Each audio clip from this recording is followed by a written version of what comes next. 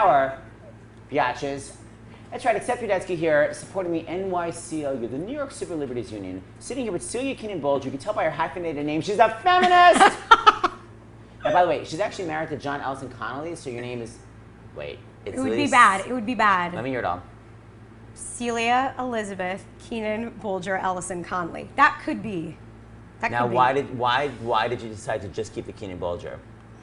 Oh, well, why did you not make it like at least ow? Because I thought maybe I could choose like one parent's name and do like Keenan Conley or Conley Bolger. But then the whole point of my parents giving me both names was to have both names. But now what about your kids? Well, I think they'll just have Conley because that's getting crazy. So I guess you're not such a feminist. Now, why do you support the NYCLU, dear? Oh my gosh, for so many reasons. Yeah. I feel like the most recent reason has a lot to do with marriage equality, for which they were fighting the fight for way before a lot of the more mainstream people got on board. And this particular concert benefits a lot of the youth programs, yes, which has to do with military recruitment in schools and like overbullying of low-income kids. And I think they have a health initiative for teens that helps kids or teenagers get reproductive health care and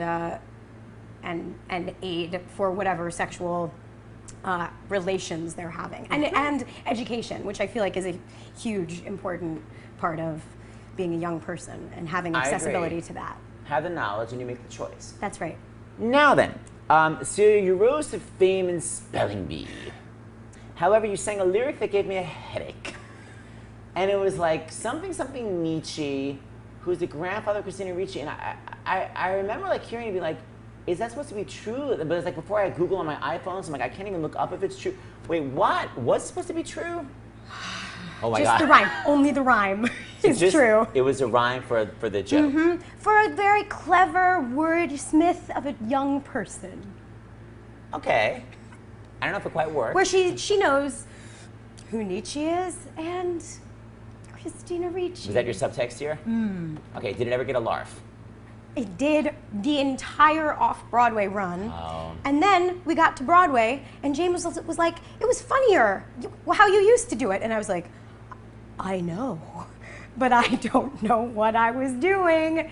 And then the laugh sort of went away. And then I added a laugh after it, then the laugh would get the that old desperateness. Then you added a wink and a begank gunk. Yep, dun. Begank gunk. Okay, then you did Les Mis on Broadway. Now that didn't get any laughs here. Nope. That was a sad part. Not much. Nope. It was a sad, sad part. That is correct. Was it your dream role, Eponine? Of course. Mine I remember, too. I mean, of course. I know. Me and that now. I remember, even when I went to audition for it, I was like, if the 10-year-old version of myself knew that I was going to audition for Eponine on Broadway, she would have peed.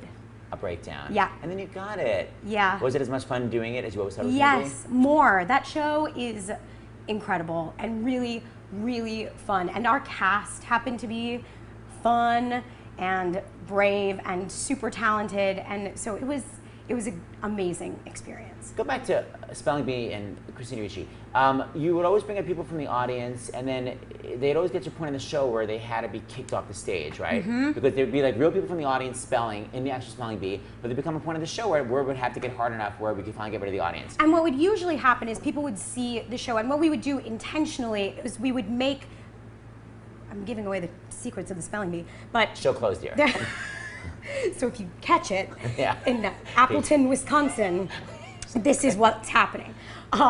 That there's a sort of fake word that however the person spelled it, we would say was right. So then the audience would be like, oh my God, this person is a genius, which would make them all feel like, oh, this person is duping the show, which of course was not true because we did it every night. And then we would give them lysergic acid diethylamide or some other hard word. And then they would always get out on that. So all the time people would come up to me and be like, oh my gosh, you know, the night I saw it, a guy, they couldn't get him out. And we were like, that happened every night. Unless it was somebody who was really obnoxious, and then we would just get them out quickly. You really would make a choice? Of course.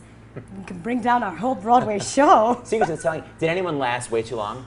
Mm-hmm. The only person that it ever happened to, there was a little boy, his name was Samir Patel, And we were warned before that he had competed in spelling bees. How old was he?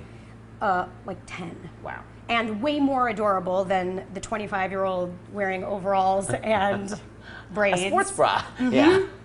And he got up there and he spelled, there was one word, Wabayan, that it was like the hardest word that nobody had ever spelled right. And he was like, oh, yeah, Wabayan, yeah. E, and we were like, so then they just like opened the dictionary and were like, glingumlong, like some terrible word. And he was like, language of origin, please.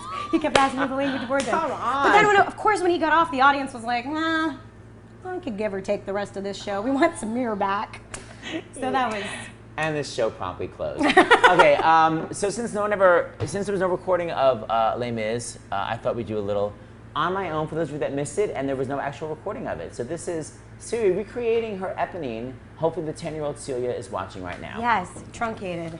And I know it's only in my mind that I'm talking to myself and not to him. And although I know that he is blind, still I say there's a way for us. I love him, but when the night is over, he is gone. The river's just a river. Without him, the world around me changes. The trees are barren everywhere, the streets are full of strangers. I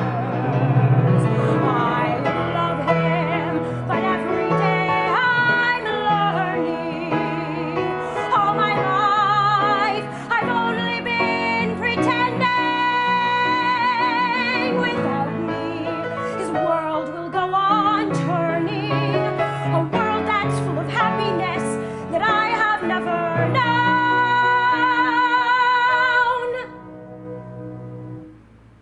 I love him. I love him.